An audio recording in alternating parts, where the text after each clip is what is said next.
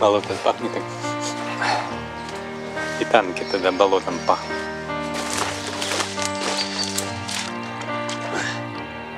Подшипник. В разных местах есть наличие металла. И это значит, что в свое время его просто взорвали. Даже тот же самый тигр поднять, и пантеру даже то же самое. А есть в Беларуси просто чуть-чуть поискать.